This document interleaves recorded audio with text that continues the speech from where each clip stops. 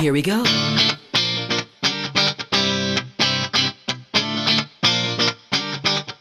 Let me lift you up. We'll go right to the top. Let the sun come up. Together we can fly. All our hearts collide. Stay here by my side. I say we jump, we fly, we reach out to the sky. And it goes on and on and on and on and on. And we go on and on and on and on.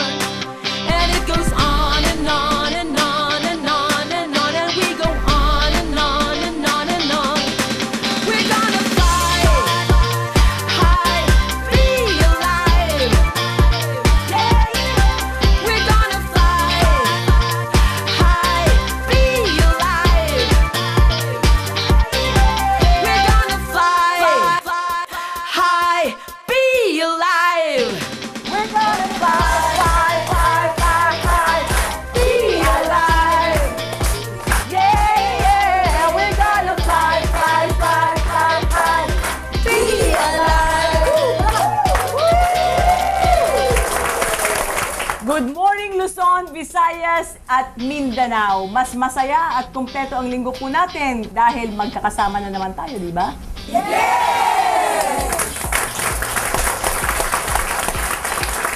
Sana po ay ma-enjoy ninyo ang aming show.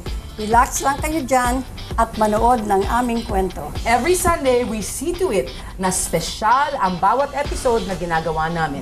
Lalong-lalo na yung mga testimonials na naririnig natin dito. Tama. And today po, we have a special story po about a 5-year-old boy, no? Ang sakit niya po ay tinatawag na rheumatoid arthritis na very rare po sa mga kabataan. Usually po para sa matanda lang po yung sakit na yan eh. Panoorin po natin ang kwento ni Raven Doquines from Benguet. Watch this.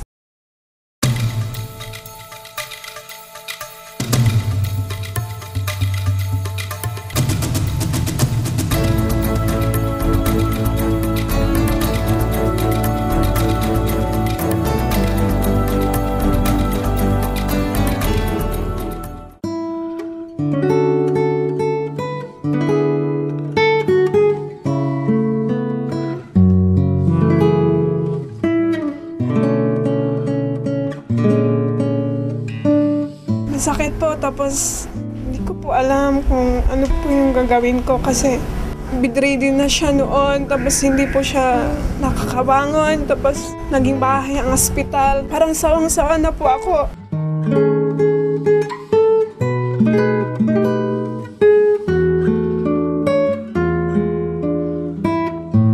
Siya si Chared Doquines, ang ina ni Raven Doquines.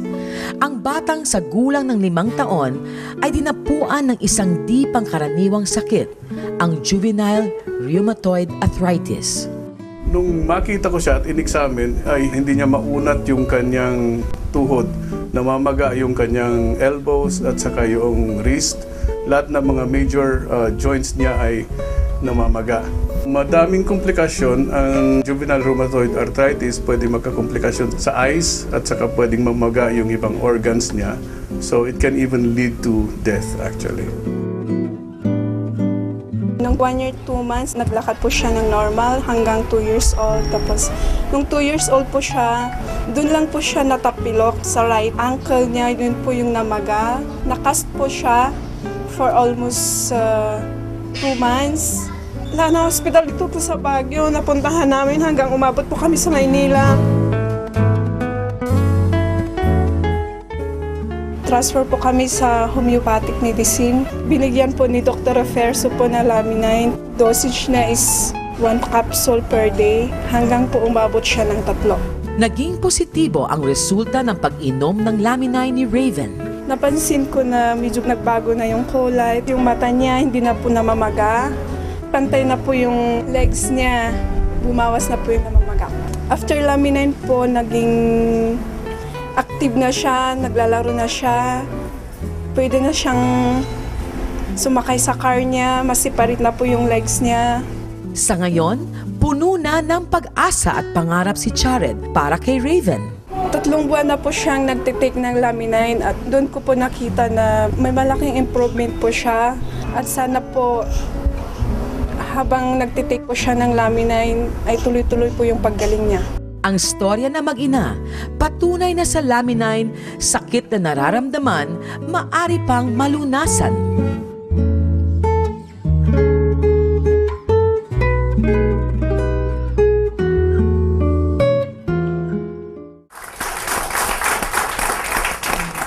Magi, Susan, nakaka-touch talaga yung story nila mag-ina. Kasi yung nanay, syempre, maraming pangarap dun sa kanyang anak. Oo nga, Ana eh. Alam mo, kung pwede lang, di ba? Bilang isang ina, parang gusto mong yung sakit ng anak mo, ikaw na lang ang umako. You know, Oo, ikaw na lang. tama yun. Correct. Sa pagbabalik po namin, ipaliliwanag po sa inyo ng ating mga doktor ang case natin today. So, meanwhile, Be Alive will be back.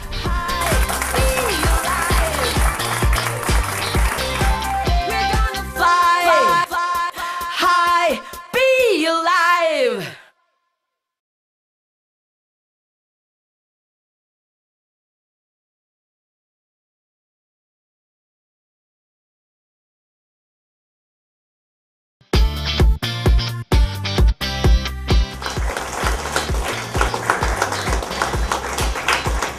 Welcome, doctors. We have seen already the VTR of that child with rheumatoid arthritis. Can you elaborate on that? What is rheumatoid arthritis? Unang-una, arthritis. 19 and arthritis. Pag sinabing juvenile sa bata. And usually, quite rare yan. Unlike sa adult, mukhang expected na magkaka-arthritis sa kanya. Sa bata, for every 100,000 child, mga 8 up to 150 can have juvenile rheumatoid arthritis. So usually ang cause niya na hindi natin masyadong naiintindihan, pero it can be an autoimmune disorder where the antibodies of the body would attack itself and they would attack the joints. Kaya maaga pa nagkakaroon na ng arthritis kasi mayroong problema sa immune system. Autoimmune disorder siya. Arthritis is inflammation of the joints. Some of the factors, there are three basic. One, it can be genetic material. It's from the parents or from the grandparents having this disease. Hereditary po. Hereditary po. Second is it can be a virus, caused by a virus. And Dr. Estose? One of the most painful na sakit kasi arthritis ito eh. Kasi rheumatoid. Bata pa, ang tolerance sa pain talagang very low. Kasi in this rheumatoid arthritis, ang body mismo ang nag-produce ng kanyang disorder, thus damaging its own tissues and destroys the joints, which leads to the deformity.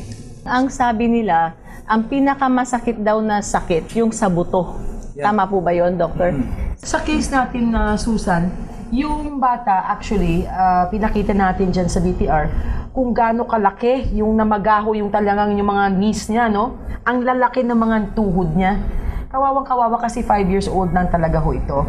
Now, the question is po, right now, the child is mobile. He can sit up. Nagre-relate na siya sa mother, no? Sa family. Is it possible ho na magkaroon ng complete and total recovery ang isang bata na merong juvenile rheumatoid arthritis? Yun ang inaasahan natin, ngunit dahil sa genetic ang kanyang cause, the gene or the disorder is always present. So pag nagkaroon ng trigger, which could be emotional, which can be viral, which can even be environmental, can trigger the immune response that will attack the joints of the body. So pwedeng una, konti lang ang joints, and then later on, pwedeng marami, and then it can even be systemic. Ibig sabihin na systemic, vital organs such as the liver may also be affected. At pwede rin matamaan ang mata. It can even lead to blindness. Kaya mahalaga na maaga pa lang ay matulungan yung bata na una, maalis yung mga simptomas, pain for example. And then probably there can be ingredients from the, let's say, egg powder extract that will support the body's immune function o kaya homeostasis. Mukhang yun ang pag-asa natin. That the body sana ma-trigger na it will help repair itself. Kasi yung body rin na nag-create ng problem. Baka siya rin makadiscover kung paano rin ma-solve yung problem. So, nag-improve, Ana, yung bata, no? How long did she take Lamine? I think after a few weeks may improvement na kaagad, no? In fact, may attending physician siya sa Benguet, si Dr. Refuerzo. And through therapy din, nagkaroon siya ng physical therapy. and then yung laminine. Dapat natin tanungin is kung paano, how can laminine, since Dr. Arlie was saying, na malabo, na gumaling ng total healing yung isang bata na may arthritis, ano bang pwedeng gawin ng laminine for this child? It's very crucial because the point is genetic. But because laminine is a genetic material, and that even egg itself contains the repair kit, which is the fibroblast growth factor and amino acids, oligo and polypeptides, and there is a chemical responsible for the regeneration of the joints, that is heparin sulfate, which is the binder that carries the collagen, because this important collagen contains two of the most important amino acid, lysine and proline, present in the egg extract. Doc, ano ho ang profession ninyo? I mean, specialty ninyo? I'm a biochemist. Actually, si Dr. Esquelan is a biochemist, right? And I'm really impressed that we have a counterpart ni Dr. Esquelan dito, no? So, palakpakan po natin. What is actually the difference between this osteoarthritis and the arthritis that we're talking about now, rheumatoid? Osteoarthritis is age-related. As we age, nagkaroon tayo ng wear and tear of our joints, ating bones. Depende sa activities natin. So kung maraming activities, talagang magkaroon tayo ng wear and tear, and then ma-spend natin talaga yung mga synovial fluid, and then nag-decrease ang synovial fluid as we have more activities. And then nagkaroon tayo ng protrusion sa ating bone. So yung protrusion mismo, kung mawala yung synovial fluid, once there's a friction, masakit yon sa mga joints. That is osteoarthritis. And then yung arthritis talaga, yung nasabi ko, is the formation of uric acid crystals. Talaga mga sharp, very sharp, na once na mag-move ka, talaga masakit. Kasi as we age, our immune system is undergoing immunosenescence. Immunosenescence is the deterioration of our immune system. So that's why we experience na iba na yung ating endurance, stamina, ng compare mo ng pagkabata pa natin. That's why ang laminine is bringing back the youthfulness in us. Ayun. Anti-aging nga, di ba? Anti-aging nga. So, ibig sabihin ng doctors, laminine repairs you at a cellular level. Nanocellular, subcellular. Doctor? Paki-explain lang po ng konti, Doctor. Actually, because the preparation is top of the line, it's generation 4 nanotechnology, which means it operates between 25 to 35 nanometer. So very fine. When you take it, the first 5 minutes, nandoon na mismo sa small intestine. The next 5 minutes, absorb, transport. The next 5 minutes, dito na sa pituitary gland. Nakita mo. Then next, it happens, it enters and manipulates and command and control. Siya na mismo magsabi, parang harbor pilot, at dumating sa pier, siya na mismo nagkukuman sa vessel bago dadaong sa port. So, command and control, sabi niya, akong reinforcement, I have the transcript of everything I should do, I have the materials, I'll command the immune system to do it. So, it dispatches all the types of nutrients required, the minerals required, and the repair system kit. There's a toolkit for the recipient, which is the receptor site. Because we have a laminar receptor site in our organs, waiting for the command from the immune system to deliver the repair kit. Yes. Para itong sulat na may sarili tayong zip code, deliver right to the address. If the problem is your nail, the right for the nail repair is delivered from the pituitary through the use of the fibroblast growth factor. Wow, very good. Naintindihan niyo na po ba yun? Napakasimple. I mean, layman's explanation na yun. So, no wonder, sa isang capsule po, it heals the healer in you. Now, homeostasis, whether adaptogen. So, and then mentally, physically, anything that's solid and within, outside or inside our body, emotionally, and also sexually, of course, you know.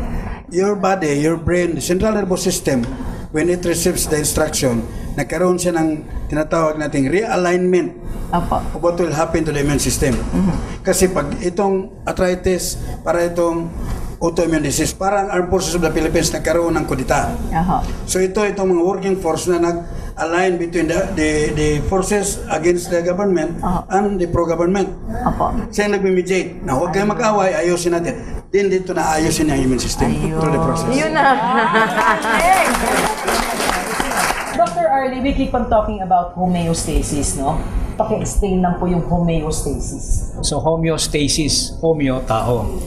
Stasis, balance. So homeostasis, maintenance of body balance. Ibig sabihin niyan, ang katawan po gumagawa ng paraan para maging mas maganda ang takbo niya in building the body, maintaining the body, and repair the body. Halimbawa, mataas ang blood pressure mo, yung katawan mismo will bring down the blood pressure. Your blood pressure is too low, the body itself will bring it up. For example, at the level of the artery, if your blood pressure is high, the artery will dilate to bring it down. If your blood pressure is low, the artery will constrict to bring it up. That is homeostasis. Now, yung ingredients ng laminine, doon mismo sa command center, sa pituitary gland, which is the master gland of the body, babalansin niya. Kaya buong katawan gagalaw, bahala na yung pituitary gland as triggered by the components or growth factors found from the 9-day-old fertilized chicken egg. So, hindi ho tayo stem cell, no? Compared to stem cell, how can you compare laminine? For everybody's concerned, just talking about stem cell, there are 3 forms. The first is embryonic, galing ng tao mismo, umbilical cord, yung placenta, at saka sa black sheep mismo, yung embryo ng black sheep doon, sinisip-sip, stem cell yun. May nagkiklaim pa rin galing sa stem cell from blue-green algae, na galing sa phyto stem cell, saka itong sa egg, it is not a stem cell. It is a component that provides your stem cell alertness to repair itself. Ayun. Maganda yun. Okay. Ang sabi ko, Ana, ang sabi ni Dr. Esquelano, yung stem cell is already a form. This is what will make the form. Tama po ba yun? So, okay. So, that means ang pinapatibay nito, yung sarili nating stem cell. Paano po yung mga gout? Kaya rin doon po bang i-address ng laminine? Because marami po akong nakita na talagang like yung pamangkin ko, all his life he had suffered gout, no? After taking laminine na pinagtatawanan niya noon, ngayon ay halos lumuhod na sa akin dahil nawala na yung gout niya. You know, Ma'am Susan, I have a strong testimony regarding that. My younger brother, who is 37 years old, may gout na. Ang nangyari, keep on shouting that night, and then walang emergency na talaga magpunta ng ospital. Kasi talagang move mo masakit talaga kasi because of that needle-like na uric acid crystals. Nag-take na siya ng 2 pain reliever. Wala pa rin nangyari, sigaw pa rin siya ng sigaw. Then nag-elevate pa rin yung sakit at saka ang blood pressure niya. So what I did, pinainom ko siya ng 2 capsule ng laminine. And I was really amazed and thank God that after 15 minutes, natulog na. Yeah, because laminine gives you very profound sleep. Because chondroitin is anti-inflammatory. And then, binablock niya mismo yung pathway ng pain. Wow. Yung pathway ng pain. And ang nagbablock ng pathway ng pain, aside sa chondroitin, it is the beta-alanine and the histidine. Wow. Okay. Galing. Thank you. Thank you, Doctor. Isa naman sa dahilan kung bakit nandito ang laminine ay para makatulong sa maraming Pilipino. Talagang di pangkaraniwang ang mission vision, lalo na ni Susan Barlin. Kaya naman mamaya, inspirasyon para sa pagkakaroon ng kabuhayan ang hahatid ni Susan when Be Alive returns. We'll be right back.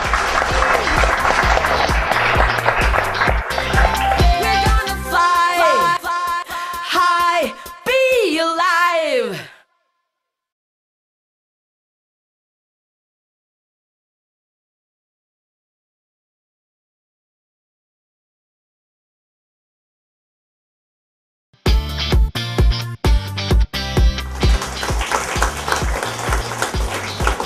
Welcome back po sa Be Alive. Dito po sa ating programa, hindi lang po kalusugan ang ating tinutukoy, kundi pati po kabuhayan. Ito po ang ating mga bisita, si Brother Louie Balibago, ng National Chairman po and founder ng Balikatan People's Alliance.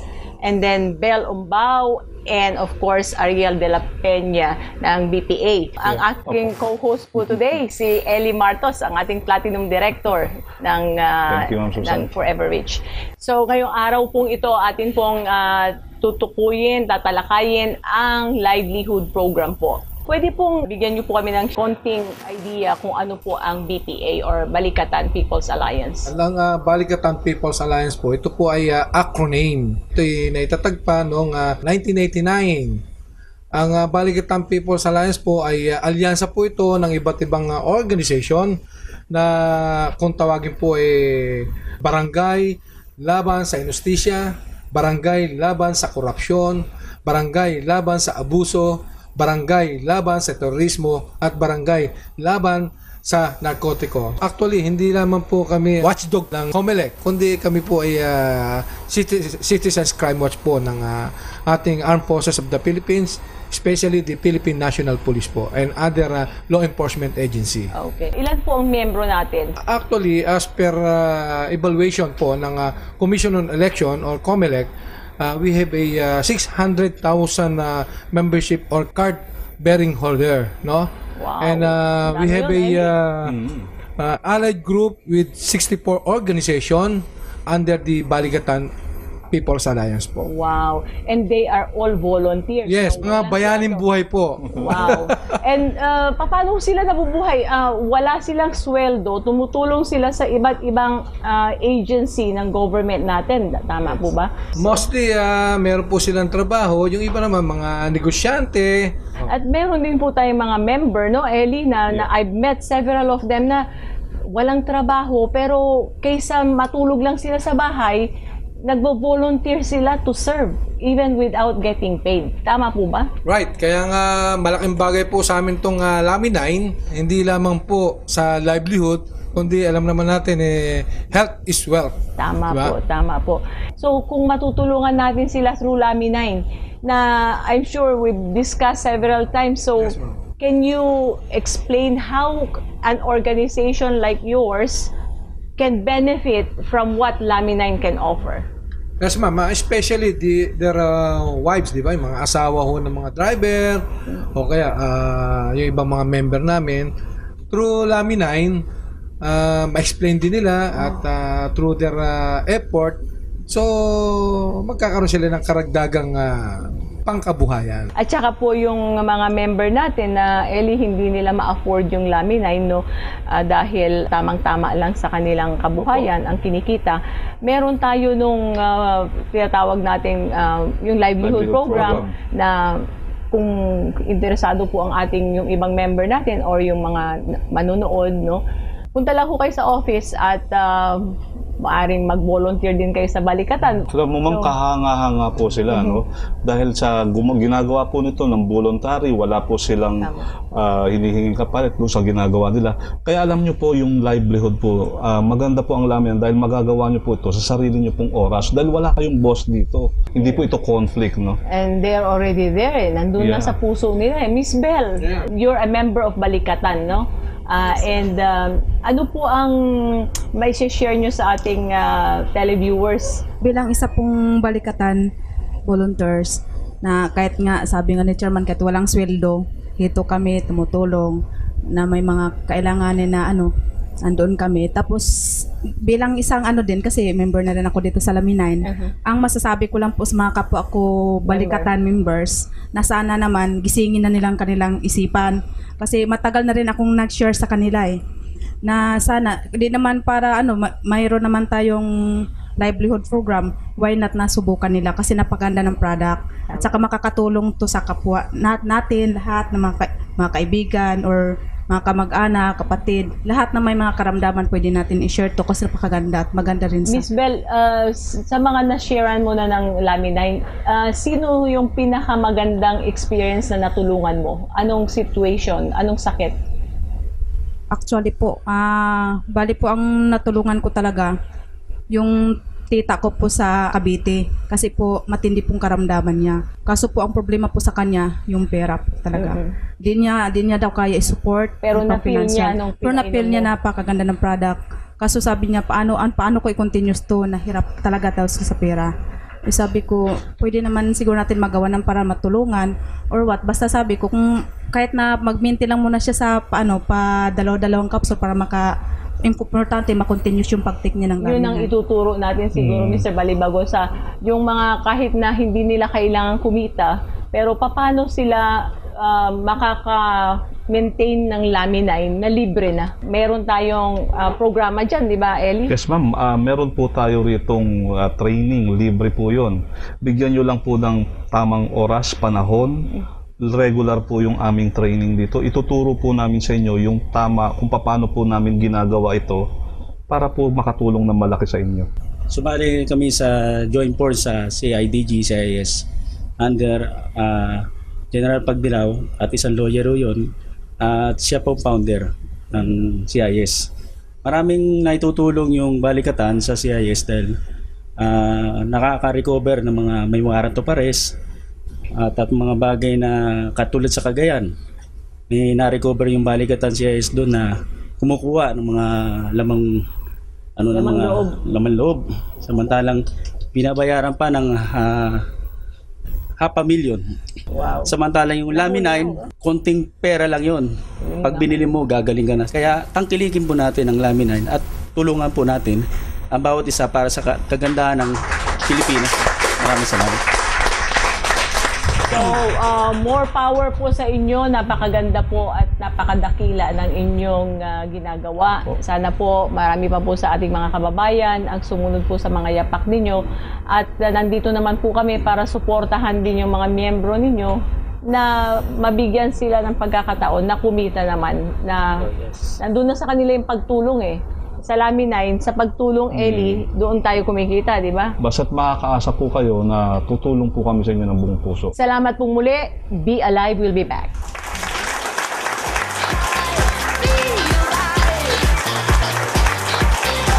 We're gonna fly high, be alive.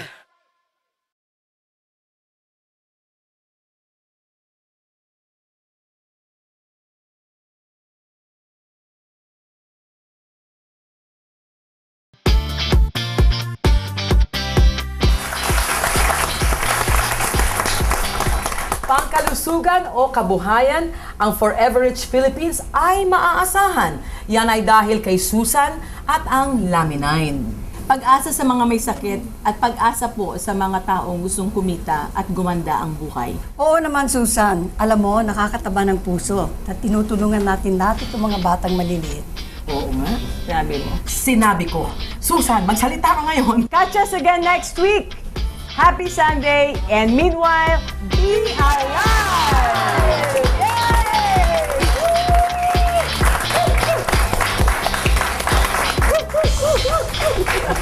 Be Alive would like to thank the following.